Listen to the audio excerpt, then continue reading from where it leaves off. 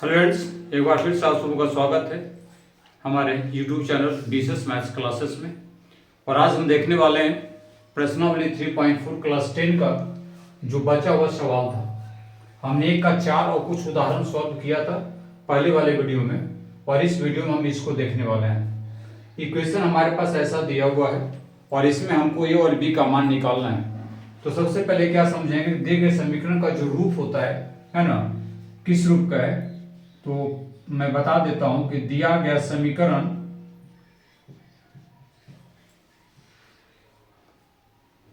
a1x plus b1y plus c1 बराबर 0 और a2x plus b2y plus c2 equal to 0 के रूप का है।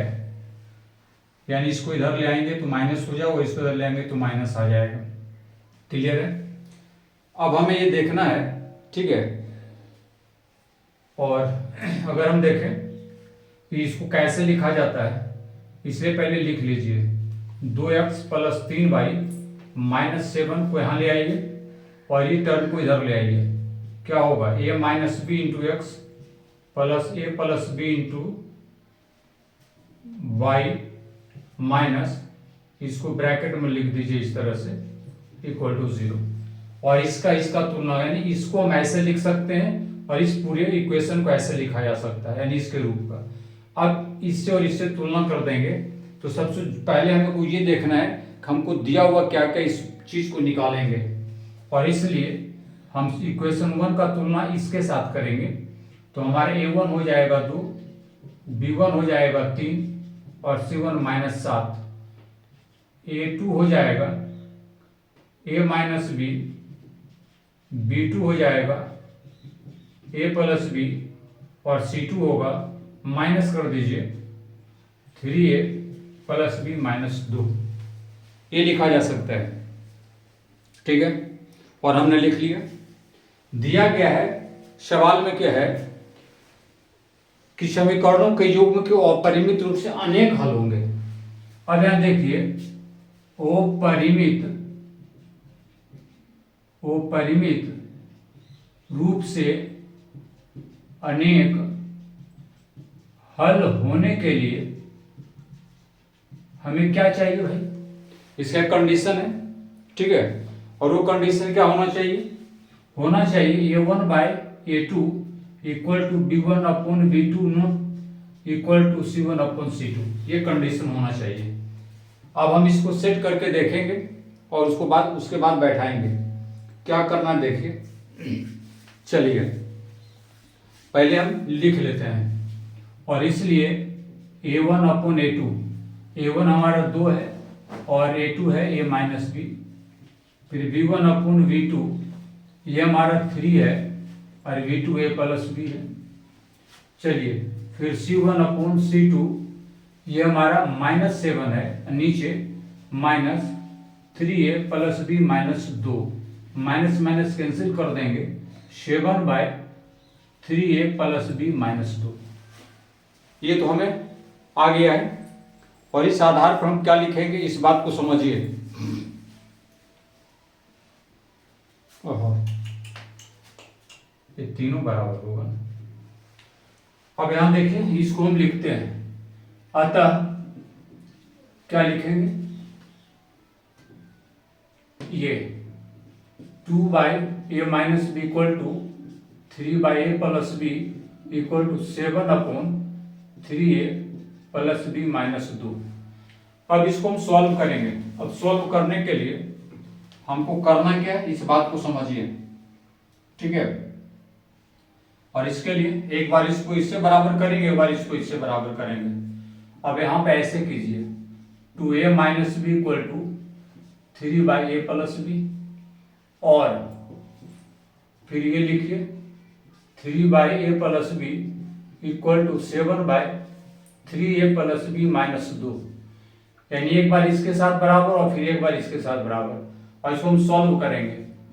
अब सॉल्व करने में जितना आपको समय लगे अपने अनुसार आप इसको कर सकते हैं। 2a plus 2b 3a minus 3b क्या आ जाएगा देखिए, 2a minus 3 minus 3b minus 2b minus a minus 5b cut गया, a इक्वल टू 5b आ गया, इसलिए a इक्वल टू क्या आ गया 5b। ठीक है, और इसको लेंगे 3 into 3a plus B minus 2 7 a plus B 3 तिया 9 प्लस 3 गुने बी 3b और 3 दूनी 6, यह आ जाएगा 7 गुने a 7 है और प्लस 7b। इसको सॉल्व कीजिए, 9a minus 7a plus 3b minus 7b minus 6 equal to 0, यह आ गया 2a माइनस 4b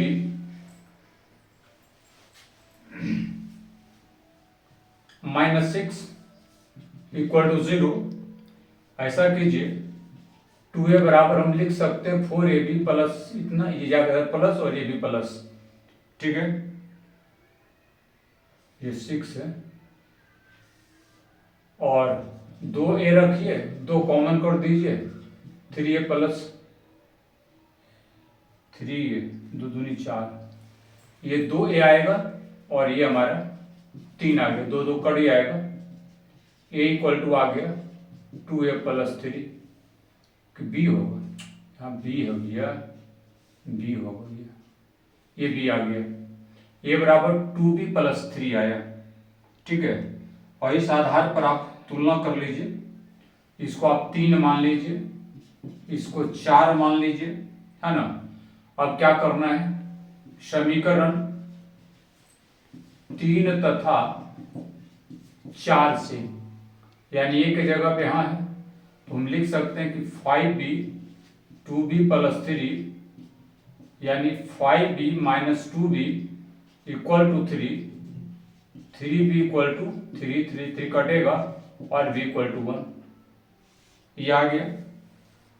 और किसी एक में, है ना, 3 में या 4 में लिखे, समीकरण 3 में b बराबर 1 रखने पर हमारे पास ये बराबर है 5b 5 गुने यानी 5, एक आंसर हमारा ये आ गया और दूसरा हमारा ये आ गया।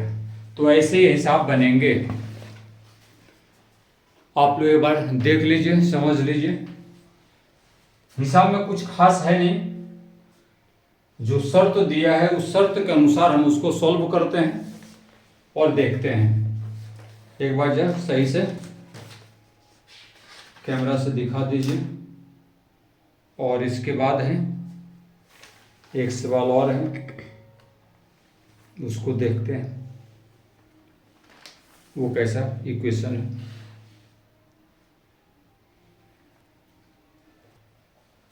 चलिए, तो 2 नंबर सवाल हमारे पास ये है, 2 का 2 में सेम है। अगर आप कौन सही से समझ गए होंगे तो 2 भी हो जाएगा, बट हम 2 को कर भी देते हैं। इसकी तुलना, इसको हमने इधर ले आया, -1 हो गया, ये इक्वेशन 1 कंसीडर किए, इस टर्म को उठा के इधर ले आए माइनस में, इक्वल टू 0 2 कर दिए। इसकी तुलना हम करेंगे और किससे करेंगे, है ना, लिखेंगे दिया गया समीकरण की तुलना करने पर, किससे तुलना करेंगे, a1x plus b1y plus c1 equal to 0, a2x plus b2y plus c2 equal to 0 से, इससे तुलना करेंगे। और इसलिए हमारे पास a1 निकल जाएगा 3, b1 1 और c1 -1, a2 मिल जाएगा 2 के -1, b2 मिल गया के -1 और c2 -2 के +1। ऐसा दिया गया है। क्या दिया है, प्रश्न में दिया है कि कोई हल नहीं हो, तो कोई हल नहीं होने के शर्त से क्या होता है जब कोई हल नहीं होता है तो उसका रूप क्या है आपको पता होना चाहिए। A1/A2 equal to B1/B2 not equal to C1/C2। और इस कड़ी में पहले A1 B1 निकालते हैं जो निकालना है। A1/A2 कर देंगे तो 3/2k-1। B1/B2 अगर करते हैं तो 1/k-1। C1/C2 करते हैं तो -1/-2k+1। ये हो गया। ओके, कोई दिक्कत? कुछ भी दिक्कत नहीं। अब जो है हम इसको अरेंज करेंगे इस, अतः लिखिए क्या लिखेंगे, अतः A1/A2 equal to B1/B2 not equal to C1/C2। A1 है हमारा 3/2k-1 equal to 1/k-1 not equal to -1/-2k+1। ये तो काट दीजिए। अब यहां के बाद हमें एक चीज समझना है या लेकर चलना है, क्योंकि हमको निकालना है k का वैल्यू। ठीक है, यहां पे जो कंडीशन बनता है उसको देखिए। ठीक है, कंडीशन क्या बनेगा? कंडीशन अगर हम देखें तो शायद 3 कंडीशन इसमें बनेंगे। क्या बनेंगे देख लीजिए। पहले बनेगा 3/2k-1 इक्वल टू 1/k-1। और एक कंडीशन बनेगा 1/k-1 not equal to 1/2k+1। एक और बनेगा, एक बनेगा 3/2k-1 not equal to 1/2k+1। तीनों कंडीशन में के निकालना है। देखिए निकालते जाइए। ये 2k-1, ये आ गया 3k, गुना करेंगे और इसको भी ऐसे का 3k के तरफ 2k लाएंगे और -1 के तरफ -3 को प्लस करके ले जाएंगे। ये बचा के इधर बच गया 2, एक ये आ गया। और करके चलेंगे, यहाँ घेर दीजिए इसको और तिरछा गुना कीजिए। 2k+1 not equal to k-1। तो अब ये क्या हो जाएगा, इस बात को समझिए कि 2k माइनस के नॉट इक्वल टू -1 क्यों? क्योंकि ये -1 k नॉट इक्वल टू -2, के 2 के बराबर नहीं है। एक टर्म यहां पर है 3k not equal to 2k-1। यह आ गया 6k + 3 not equal to 2k-1। 6k - 2k not equal to -1/-3। 2k not equal to -4। So k इससे काट दीजिए, नॉट इक्वल टू -2। ये भी है, यानी किसी भी हालत में k का मान -2 नहीं होगा। अतः क्या हो जाएगा, इसका कोई सॉल्यूशन नहीं है ना। और लेकिन k का जो आंसर हो जाएगा क्या होगा, फाइनल आंसर हमारा 2 ही होगा, ये नहीं होगा। कोई दिक्कत इसमें? कोई हल नहीं होने के शर्त में। तो बस इसमें इतना ही है। और अब हम इसके एक और सवाल को देखेंगे। देखिए और आप भी समझिए कैसा सवाल है वो।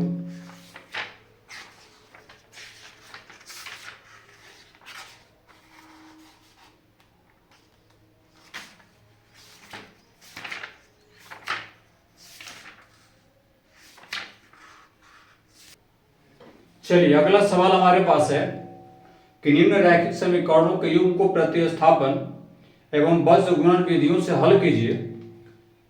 किस विधि को आप अधिक उपयुक्त मानते हैं? देखिए ये जो सवाल है मैं यहाँ पे लिख देता हूं। ये है 8x + 5y = 9 और एक है 3x + 2y = 4। इसको आपको 2 विधि से बनाना है। एक तो इसमें आपको प्रतिस्थापन लगाना है जो आपने पहले पढ़ा है, और दूसरा वज्र गुणन जो अभी आप पढ़ रहे हैं जिस चैप्टर को, पल्स गुणन विधि, दोनों विधि से बनाएंगे और आपको कौन आसान दिखता है उस अनुसार से आप यहाँ पे इसका आंसर लिखेंगे कि हमको ये आसान। हो सकता है आपको प्रतिस्थापन आसान दिख जाए, लिख दीजिएगा, या बजगुण आपको आसान लगता है वो लिखो, आप अपना राय यहाँ पे देंगे। और इसके बाद इसको मैं होमवर्क में डाल देता हूँ, बनाकर चेक कीजिएगा, नहीं बनेगा तो कमेंट में जरूर बताइएगा। और क्वेश्चन नंबर 4 का पहला हिसाब हम देखते हैं। देखिए प्रश्न क्या दिया है मैं आपको बता देता हूँ। एक छात्रावास के मासिक व्यय का एक भाग नियत है और शेष इस पर निर्भर करता है कि छात्र ने कितने दिन भोजन लिया है। अब यहाँ देखिए छात्रावास का जो मासिक खर्च है वो नियत है, लेकिन ये निर्भर करता है कि छात्र ने कितने दिन भोजन लिया है। जब एक विद्यार्थी ए को जो 20 दिन भोजन करता है, 1000 रुपये छात्रावास के व्यय के लिए अदा करना पड़ता है। एक विद्यार्थी ए है जो छात्रावास में सिर्फ 20 दिन ही भोजन करता है और उसको 1000 रुपया देना पड़ता है। जब एक विद्यार्थी बी है जो 26 दिन भोजन करता है और उसको 1180 रुपये अदा करने पड़ते हैं, तो नियत व्यय और प्रतिदिन के भोजन का मूल्य ज्ञात कीजिए। तो ऐसे सवाल में हमको जो निकालना उसको मान लेते हैं। लिखिए माना कि नियत व्यय x रुपया तथा प्रतिदिन के भोजन का मूल्य बराबर y रुपया। ओके हो गया। अब आपको क्या करना है, तो एक तरह से समझ लीजिए कि इक्वेशन बनाकर आपको निकाल देना है। जैसे एक विद्यार्थी है, यहां लिख देंगे प्रश्न से, एक विद्यार्थी है तो x तो फिक्स रहेगा और 20 दिन ही भोजन किया, 1000 रुपया देना पड़ेगा, इसको एक ले लीजिए। और एक x है तो यही नियत रहेगा, और एक ये है जिसको 1180 रुपया देना पड़ा। अब आप इसको चाहें जैसे मना है वैसे बना दीजिए, क्वेश्चन के अनुसार बना दीजिए, जो आपको आसान लगे। हालांकि इस प्रश्न में ऐसा नहीं लिखता है, निम्न समस्याओं में रैखिक समीकरणों के युग्म बनाइए और उनके हल यदि उनका अस्तित्व हो किसी बीजगणितीय विधि से ज्ञात कर दीजिए। यहाँ पर आप बच गए, एक्सरसाइज ने आपको बचा दिया, आप अपने ऊपर डिपेंड कर रहिए। यहाँ तक अगर आप आ गए, कोई बीजगणितीय मेथड से बना दीजिए, हो सके प्रतिस्थापन लगा दीजिए, हो सके तो एलिमिनेशन लगा दीजिए, हो सके तो बजगुणन लगा दीजिए। अगर इसका अस्तित्व है, अगर इसका कोई वैल्यू आएगा तो हम इसको आसान से एलिमिनेशन लगा देते हैं भाई। समीकरण 1 घटाओ 2 कर देते हैं, समीकरण 1 घटाओ 2 से तो क्या आएगा, x प्लस 20/1000, x प्लस 26/1180, भैया काट दो प्रेम से, ये 6y आ गया और ये -180 माइनस उड़ा दो, बाई 180/6 कट गया, 30 आया, ये 30 रुपया आ गया।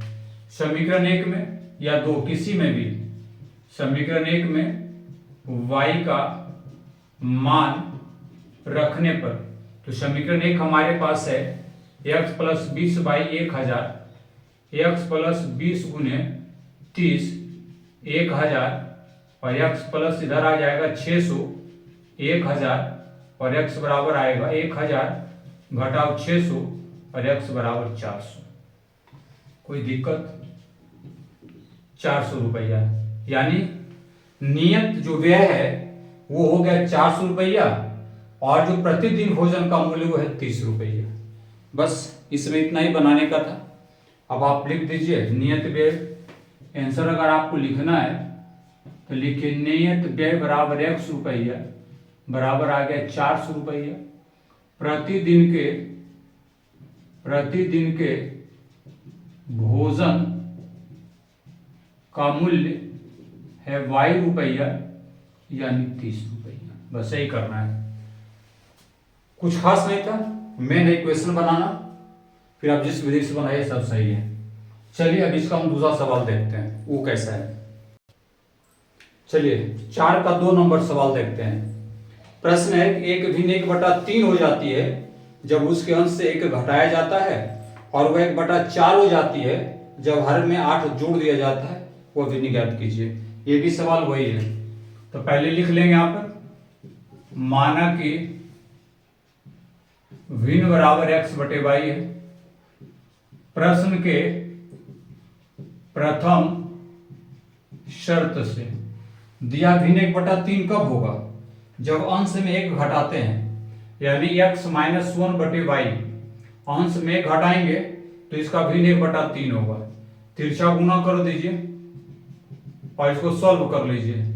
3x - 3 = y, 3x - y = 3। ठीक है, इक्वेशन 1 कर दीजिए। फिर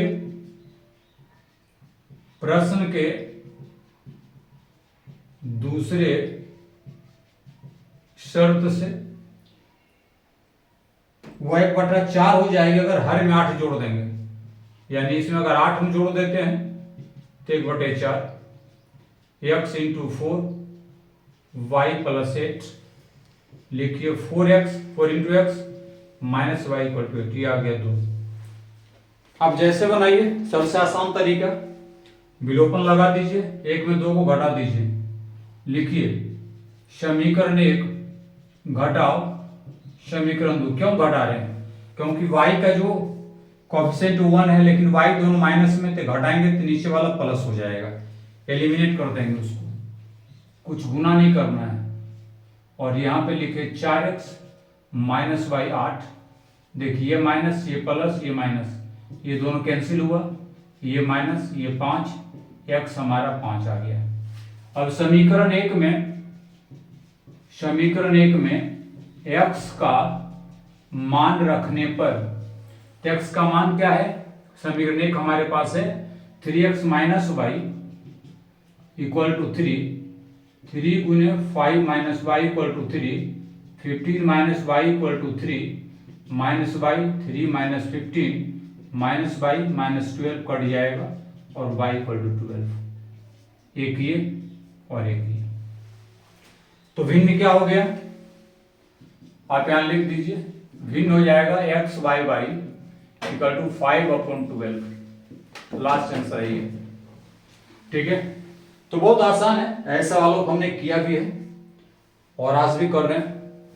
चलिए इसमें इतना ही रहता, उम्मीद है समझ में आ रहा होगा। अब हम देखते हैं इसका क्वेश्चन नंबर 3 वो क्या कहता है। चलिए इसका तीसरा जो सवाल है वो देखिए।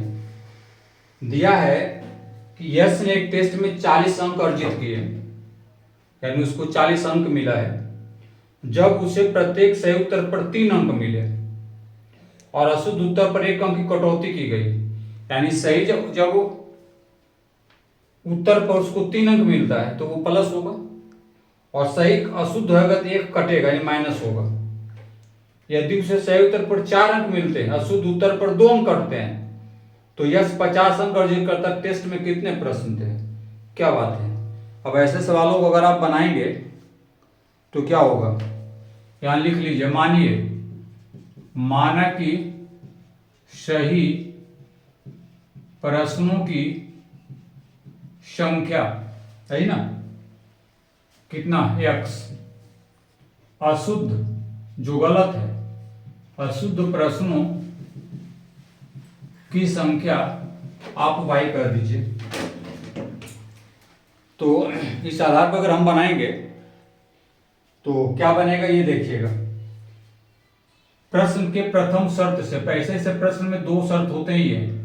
प्रश्न के प्रथम शर्त से दिया है 40 अंक तब मिलता है जब प्रत्येक सही उत्तर पर 3 अंक, तो सही उत्तर पर जब 3 अंक मिले तो हो जाएगा 3x, कटौती हो जाएगा 1 अंक की कटौती, 1 × y कितना, तो y हो जाएगा, और इसको 40 मिलता है, समीकरण 1। प्रश्न के दूसरे शर्त से अब दिया कि सही पर 4 मिलता है, तो ये 4x, और अशुद्ध पर 2 अंक कट जाता है, कट गया, तो 50 अंक अर्जित होता है। ये हमारा 2 हो गया। अब यहां पे कुछ देख रहे होंगे, क्या करेंगे बोलिए, आराम से बना दीजिए ना। इसको 2 से गुना कीजिए तो -2y इक्वल हो जाएगा, घटा देंगे आ जाएगा। लिखिए समीकरण 1 गुने 2 घटाओ समीकरण 2 से। 1 को 2 से गुना कीजिए, 6x - 2y 80 हो जाएगा, और ये 4x - 2y 50 हो जाएगा। ये माइनस से प्लस, ये माइनस, ये भैया कट गया, ये आ जाएंगे 2x घट के, और ये आ जाएंगे 30, और x आगे 30/2, कट पीट कर आगे 15।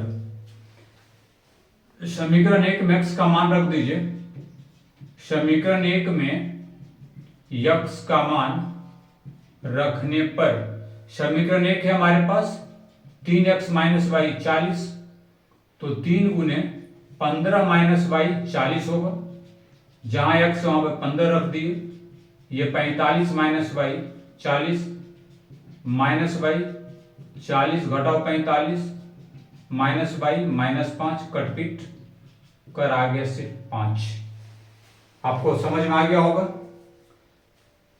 सही प्रश्न की संख्या कितनी है और अशुद्ध प्रश्न की संख्या कितनी है। तो टोटल प्रश्न कितने हो गए, लिखिए कुल प्रश्न की संख्या क्या हो जाएगा, कुल प्रश्न की संख्या सही और प्लस गलत, यानी 15 + 5 20। यही हमारा फाइनल आंसर है। बहुत आसान क्वेश्चन है, बट समझने की देरी है। अगर आप समझ गए तो आप जो भी मेथड से बनाएंगे वो सही हो जाएगा। चलिए अब हम इसके देखते हैं चौथे सवाल को, मिटा देते हैं।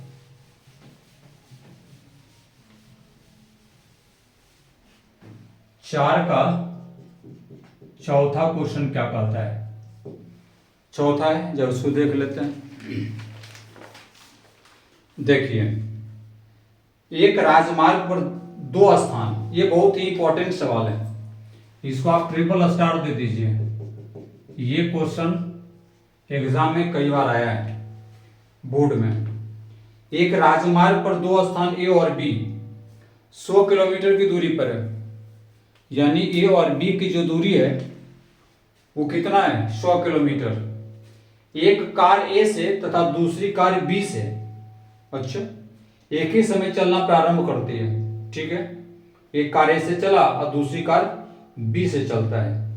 यदि ये कारें भिन्न भिन्न चालों से एक ही दिशा में चलती है, अच्छा, एक ही दिशा में चलती है, तो 5 घंटे पश्चात मिलती है। दोनों कारों की चाल ज्ञात कीजिए। तो सबसे पहले आप यहां पर मान लीजिए कार ए की चाल और कार बी की चाल।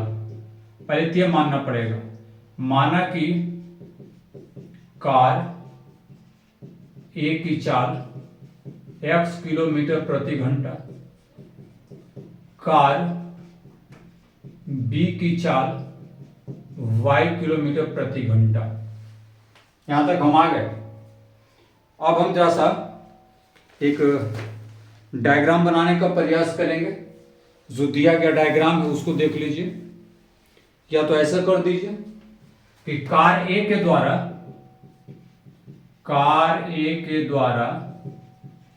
तय दूरी क्या हो जाएगा, 5 घंटा है और x, तो 5 किलोमीटर,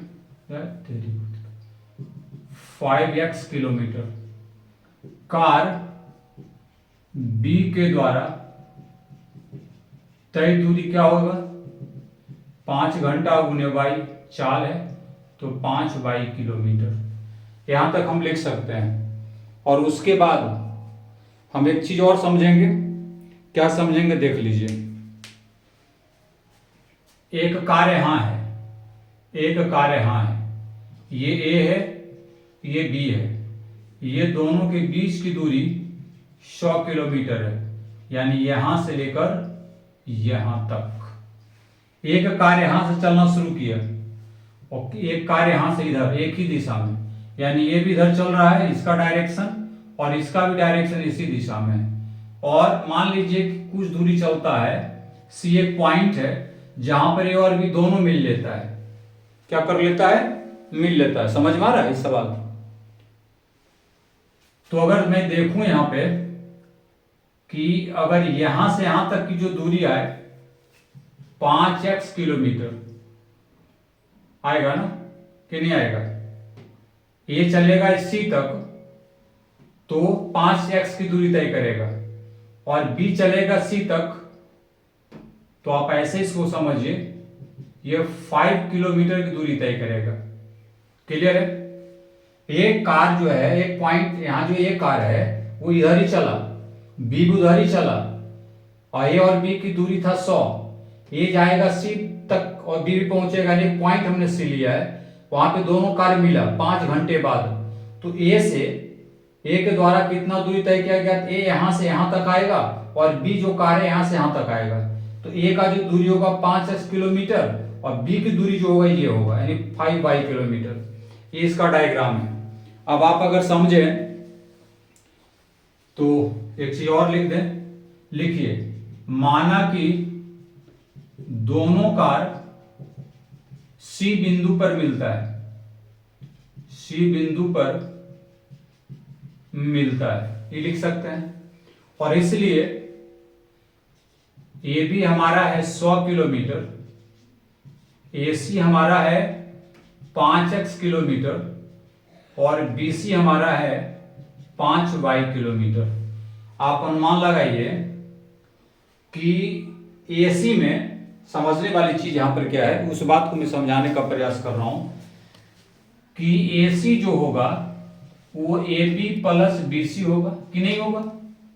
हो जाएगा। यहां से यहां तक की दूरी जो बराबर है एक पार्ट और एक दूसरे पार्ट के बराबर। ए सी है 5x और ए बी है 100 और बी सी है 5y।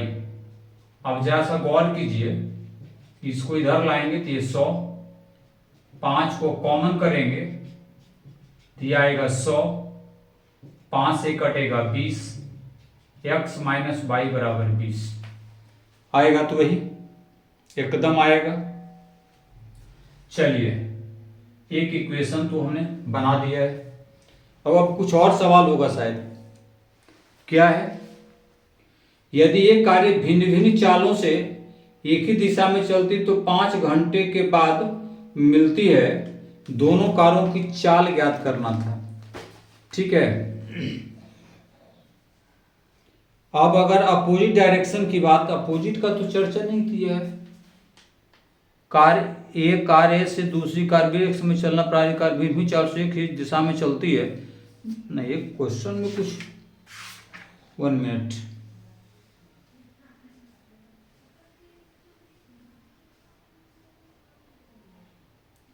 एक क्वेश्चन में जो एक लाइन है वो गलत है। ये हुआ एक डायरेक्शन का। इस प्रश्न में एक लाइन और है दिया हुआ जो किताब में नहीं है। इसमें लिखना होगा अगर ये दोनों यानी कार ए और बी दोनों है ना एक दूसरे के विपरीत चले, यानी ए भी इधर से चले और बी भी इधर से चले। समझने वाली बात है कि ए इधर से चला और बी इधर से चला, तो एक पॉइंट डी आएगा या कुछ भी हम मान लेंगे। विपरीत जब चलेगा, ए कार इस पॉइंट से इधर चला, बी जो कार है इस पॉइंट से इधर चला, तो कहीं पर तो दिशा मिलेगा और वो 1 घंटा के बाद मिलता है। एक ये कंडीशन प्रश्न में छूटा हुआ है एनसीईआरटी बुक में, वो आपको लिखना पड़ेगा। तो इस आधार पर हम एक चीज लिख सकते हैं। क्या लिखेंगे देखिएगा, मानना पड़ेगा, फिर यहां पर एक कंडीशन फिर लेना पड़ेगा। ठीक है, माना कि यहां पर लिखिए, माना कि दोनों कारें विपरीत चलती है, तो इसको हम लोग फिर ये समझेंगे जब ऊपर से कि कार ए से चला इधर और बी से भी चला इधर, तो मान लेते एक पॉइंट डी है जहां पर दोनों मिल जाता है, लेकिन 1 घंटे का वक्त लगता है। तो हम लोग मान लिए कि माना दोनों कारें विपरीत चाल से चलती है, यदि ये दोनों डी बिंदु पर मिले तो 1 घंटे में कार ए द्वारा तय दूरी x होगा और बी द्वारा तय दूरी डी तक आने में वो भी 1 घंटे होगा, यानी कि कुल मिला जुला के 22, तो x प्लस वाई बराबर 100, ये हमारा बनता है। समीकरण 1 और 2 को जोड़ देंगे, एक्स और वाई का वैल्यू हमें मिल जाएगा। तो बस यही इसमें करना था, और विशेष में कुछ करना नहीं है, थोड़ा सा आपको समझना है। एक हिसाब फिर मैं यहाँ पे छोड़ता हूं, जो 5 नंबर का है, ये होमवर्क में आपको बनाना है। और अगर अच्छा लगे तो लाइक शेयर और सब्सक्राइब जरूर कीजिएगा, क्योंकि ये प्रश्नावली यहीं पे लास्ट होता है 3.5, और फिर हम आपसे मिलेंगे प्रश्नावली 3.6 में एक नए रूप में। उसका सवाल थोड़ा सा अपने आप निराला है, थोड़ा वल्गर टाइप का दिखता है, लेकिन फिर भी हम लोग उसको करेंगे। उसके बाद फिर इस चैप्टर से हम लोग विदा लेंगे, लेकिन प्रश्नावली 3.6 करने के बाद। चलिए, तो इस वीडियो में बस इतना ही, फिर अगली वीडियो में मिलते हैं। देखते रहिए आपका अपना चैनल BCS मैथ्स क्लासेस और मैथ्स पियर। धन्यवाद।